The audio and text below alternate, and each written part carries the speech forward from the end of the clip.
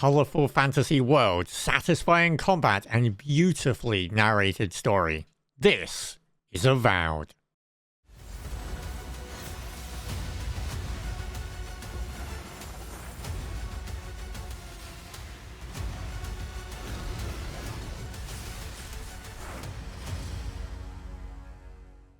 If there's one thing you can say about Avowed, it's that it is most definitely not just a brown palette game. This is a gorgeously colourful RPG, and Obsidian's pedigree when it comes to RPGs speaks for itself. If you're a fan of the genre, then there's good money on you having not only played one of their games, but it being somewhere up in your list. From Star Wars to South Park, they've tried a bit of everything really. Shout out to Alpha Protocol as well. Don't know if I'm ever going to get a chance to mention Alpha Protocol in a review, but now is the time, and it's a great game. Okay, moving on. There's a lot to talk about with Avowed, so let's cut the preamble short and jump right into this. Obsidian Entertainment have two RPGs on the slate for this year. They've got The Outer Worlds 2 and Avowed, the latter being set in the Pillars of Eternity universe, and taking place shortly after the events of Pillars of Eternity 2. Don't worry though, this is a standalone affair. Pillars of Eternity fans are rewarded with lore snacks and character appearances, more of the world that they enjoy to enjoy further. Having played those games is not a requirement for Avowed. My experience with Pillars of Eternity is mainly the board game, and I survived Avowed without feeling like I was missing out on anything too big at any point. So newcomers, you're going to be just fine.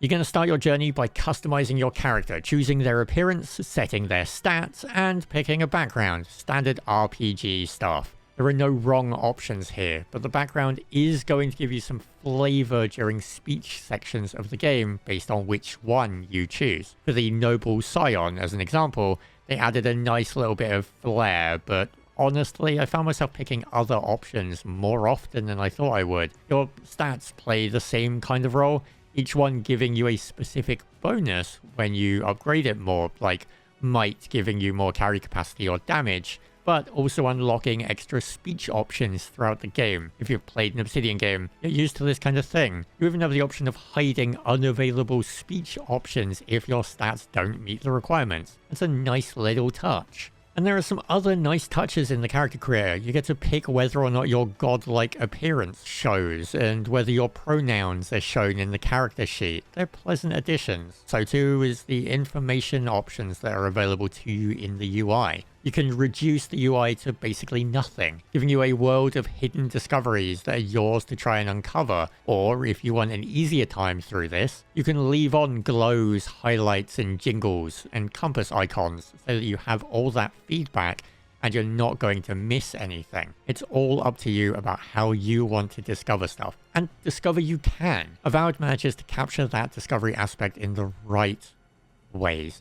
This isn't Skyrim. No big flowing open world to play around in. No kind of what do I do next. You're instead given a few different biomes to travel through one at a time. You wrap up the main story in one, and then you move on to the next. You're free to travel back and forth between them as needed, of course, but the next area ahead of you will be locked off until you've hit the story beat that opens that gate. If you want to just mainline the story, you can do that. You'll clear the game in maybe 15 hours, but if you spend time exploring each zone and helping the locals, you're looking at maybe closer to 40.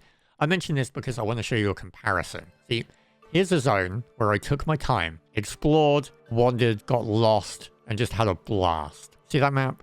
Cool. And now here is a zone where I just mainline hit the story and didn't do any of the side things until after, just as an example. You see the difference between these?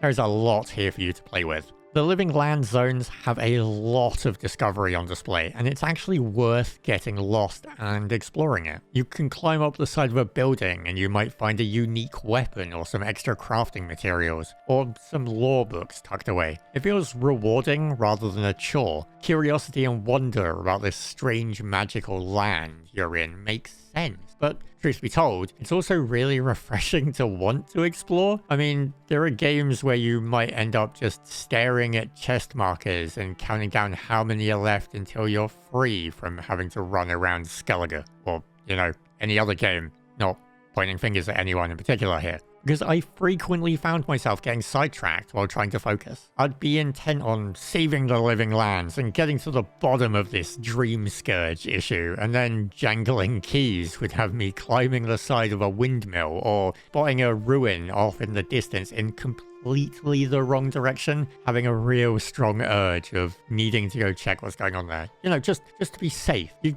can't be too careful with those old ruins. You have no idea what people might leave behind. I should go investigate it, just to make sure. Exploration is also the best way to prepare yourself for the dangers you're going to encounter in the living lands. Enemies work on a tier system here, the same as your weapons and armor. The world isn't scaling with you, so occasionally you might end up walking into the wrong neighborhood. If enemies belong to a tier above you, they're going to do bonus damage. If your weapons are a tier below the enemy, then you're going to be doing reduced damage. The tooltips in the game will tell you what's going on, so it's not that confusing. And it's nice to see some danger added to the world by not having it scale with the player. Personally, I love that moment of, whoops, maybe I shouldn't be here yet while climbing around. And Avowed was more than happy to humble me on several occasions for getting too confident or just too curious. The system isn't overly punishing with how it handles the tiers. You're gonna start to see the pattern emerge and the pieces fall into place as you progress through the areas. And a new area? Oh, new tier. It's nice to see that thought has been put into being able to upgrade and downgrade the crafting materials as well, because it prevents the need for having to go back to the earlier zones just to find materials. You can stay in the zone you're in, explore that one, get materials, and then break them down so that you can have the earlier tiers and upgrade that shiny new pistol you just found.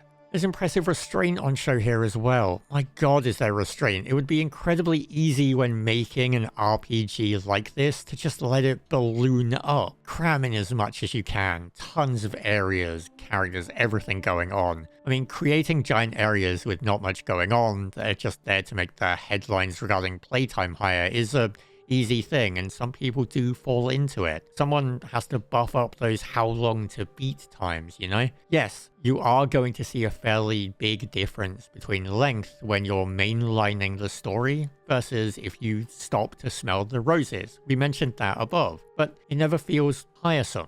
And that feels like the approach to everything going on here. It's refreshing to see and gives one of those, well, duh, kind of responses when you're explaining to someone that the systems in a game work as they're meant to and they feel good. I mean, competency in the RPG genre from a studio known for their RPG prowess. Who could have foreseen this unexpected turn of events coming, right? Yeah, I know.